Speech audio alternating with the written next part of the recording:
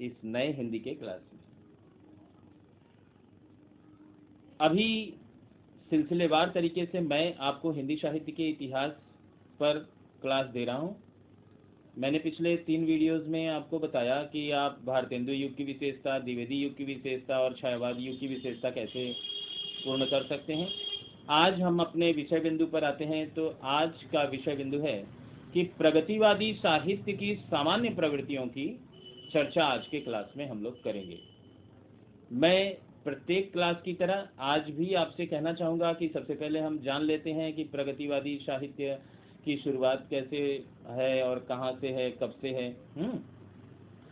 तो आधुनिक काल के जितने भी युग हैं, जितने भी समय हैं, तो उनको जब हम शुरू से पढ़ रहे हैं तो हमने देखा कि सबसे पहला काल आया भारतेंदु युग।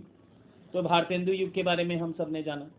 दूसरा जो युग है वह है द्विवेदी युग, तीसरा छायावाद युग, और ये उसके बाद छायावाद के बाद का युग है प्रगतिवादी युग, प्रगतिवादी साहित्य। देखिए, यह वह समय था जब रूस में मार्क्सवादी विचारधारा का प्रभाव अत्यधिक बढ़ गया था और पूरा विश्व इस प्रभाव के पकड़ में आ चुका था। तो यह वही भावना है, मार्क्सवादी विचारधारा, साम्यवादी विचारधारा। मार्क्स हमेशा समानता का समर्थन करते रहे हैं।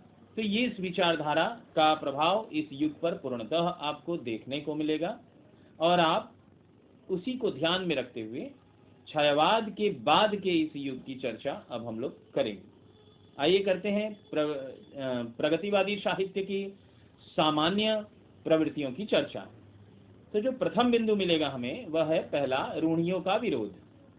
रूढ़ियों का विरोध यानी जो भी हमारे समाज में जो कुछ भी ऐसी परंपराएं थी, जो कुछ भी ऐसी चिंतन थे, ऐसे सोच थी जो हमारे समाज को किसी न किसी तरह से हानि पहुंचा रही थी या फिर घिसी पिटी थी, कुछ धार्मिक प्रभाव से, चाहे राजनीतिक किसी भी तरह से वो ऐसी थी कि जिसको अब समाज ढो नहीं पा रहा था और उसका विरोध बेहद आवश्यक था, पर धर्म के चपेट में या किसी और प्रभाव से वह समाज से विदा नहीं हो पा रही थी। तो इस काल के कवियों ने रूढ़ियों का जमकर विरोध किया। उन्होंने बताया कि समाज की किसी भी ऐसी परंपरा जो घिसी पिटी हो, जो अब समाज ढो नहीं पा रहा है, उसका विरोध हमें करना चाहिए और उसको जितना संभव हो सके, जितना जल्दी हो सके, हमें उसको त्याग देना चाहिए, उसको छोड़ देना चाहिए।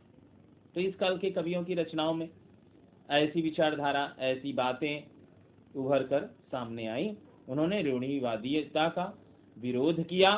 और अब हम लोग दूसरे बिंदु पर चलते हैं, वह है शोषण का विरोध। मैंने पहले ही बताया कि मार्क्सवाद और साम्यवाद का पूर्णतः प्रभाव इस युग पर पड़ा और हमेशा से मार्क्सवादी विचारधारा चाहे साम्यवादी विचारधारा वह गरीबों के, मध्यम वर्गीय परिवारों के हित में रही है। तो शोषण, जो शोषण करते थे, उनका, शोषणकर्ताओं का इस युग ने जमकर विरोध किया। अपनी रचनाओं में उनके बारे में बहुत कुछ ऐसा लिखा जिससे स्पष्टतः यह झलकता है कि यहाँ शोषण करने वालों का विरोध हो रहा है और यह बिल्कुल सर्वथा उस युग के हिसाब से भी उचित था और आज भी यह उचित है। शोषण किसी का नहीं करना चाहिए और शोषण जो कर रहे हों उनका हमें सर्वथा और हमेशा विरोध करते रहना चाहिए। 3 नंबर पॉइंट, शोषणकर्ताओं के प्रति घृणा का स्वर। कवियों ने अपनी रचनाओं में जो शोषण कर रहे थे उनके प्रति एक घृणा स्वर, माने उनसे हेट, घृणा करने का भाव अपनी रचनाओं के माध्यम से जनता तक पहुंचा कि भाई ये हमारे समाज के लिए ठीक नहीं है। ऐसे लोग जो समाज, ये बिल्कुल समाज से अलग लोग हैं, ये समाज के विरोधी लोग हैं, ये समाज के दुश्मन लोग हैं। ऐसी बातें उन्होंने अपने इन रचनाओं के माध्यम से हम तक पहुंचाया, उस समय की जनता तक पहुंचाया। आज भी जब हम पढ़ते हैं तो ये स्पष्टतः हमें समझ में आता है। आइए आगे चलते हैं हम लोग। दूसरा माने नेक्स्ट पॉइंट, पहला था रूढ़ियों का विरोध, दूसरा पॉइंट था शोषण का विरोध, तीसरा बिंदु था शोषणकर्ताओं के प्रति घृणा का स्वर। चौथा बिंदु है सामाजिक यथार्थवाद, समाज की वास्तविक सच्चाई को, यथार्थवाद को, जो सही चल रहा है। साहित्य समाज का दर्पण होता है और हम साहित्य की चर्चा कर रहे हैं, साहित्य में लिखी हुई बातों, विशेषताओं की चर्चा कर रहे हैं। तो साहित्य ने यही किया, उन्होंने समाज में चल रही, उन्होंने समाज के अंदर व्याप्त समस्त अच्छी बुरी बातों को अपनी रचनाओं के माध्यम से, यथार्थ एकदम जो सच बात है उसको जनता तक पहुंचाया। तो सामाजिक यथार्थवाद का भी भाव और सामाजिक यथार्थवाद का भी चित्रण इस काल के कवियों ने अपनी रचनाओं में किया। मैं बार बार कहता हूं कि आप कोई भी प्रश्न पढ़ें तो उसका किताब के साथ कनेक्शन करके टेक्स्ट बुक को सामने रखें, तो फिर आपको और भी अच्छी तरह से अपने उत्तर के लिए वर्ड्स स्टॉक मिलेंगे और आप अपने उत्तर को और भी बेहतरीन बना पाएंगे। चलिए नेक्स्ट बिंदु पर चलते हैं। सामाजिक यथार्थवाद हो गया। अब हम लोग समसामयिक समस्याओं का चित्रण, इस काल के कवियों ने उस समय तत्कालिक समय में, जबकि वह चर्चा हम कर रहे हैं तत्कालीन काल में, तो उस काल की जितनी भी समस्याएं थी, समसामयिक समस्या, उस समय के अनुसार जो समस्या थी उसका चित्रण इन्होंने भली भांति किया। क्या अच्छा है क्या बुरा है, उन समस्याओं को अपनी रचनाओं में स्थान दिया, जिससे कि उन समस्याओं को जन जन तक पहुंचाया और क्या अच्छा है क्या बुरा है ये समाज के सामने रखने और उसका निष्कर्ष निकालने का समाज को मौका दिया। तो इस काल के कवियों ने यह भी, इस काल के रचनाकारों में, उनकी रचनाओं में यह भी एक विशेषता है। अगले बिंदु पर चलते हैं। तो क्रांति का विद्रोह, या क्रांति का या विद्रोह की भावना का स्वर।